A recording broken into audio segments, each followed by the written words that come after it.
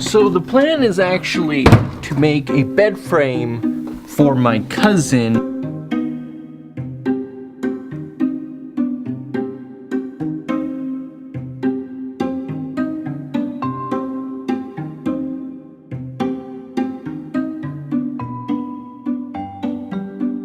So it's day 2, and the plan is to actually rip all the sheets of plywood that I need and then actually work on the bases. The ends, the sides, the ends. Depends how you look at it. Definitely ends.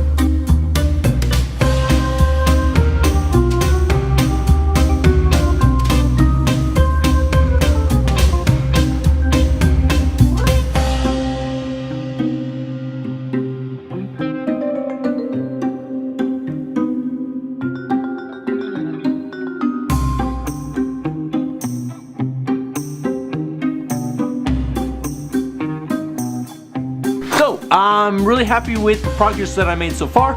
I cut up all the big pieces. They're all in order, ready to just be assembled. Next step is actually drill the pocket holes that I'm gonna attach the pieces, the pocket holes where the screws go, so I can attach all the pieces together. I'm out of breath. I don't know why. I feel like I'm on a game show and I need to talk really fast, or else I'm gonna forget what I'm gonna need to say.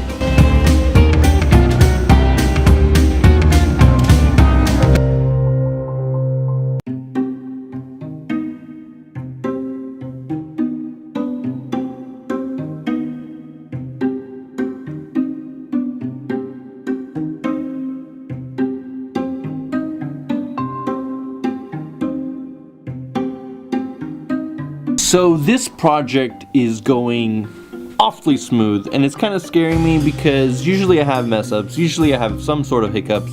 Not mess ups in a way of like, you know, just problem solving. Those are fun, but it's also a lot of fun when the project is going by super smooth. So as far as the little, I don't know how you call them, what do you call them, like the little slidey thingies, the kind of dividers for your storage, I didn't want to add some sort of like hole to just put your finger in and kind of slide. It'd be a lot of fun and cute to add character by using leather as a little pulley thing.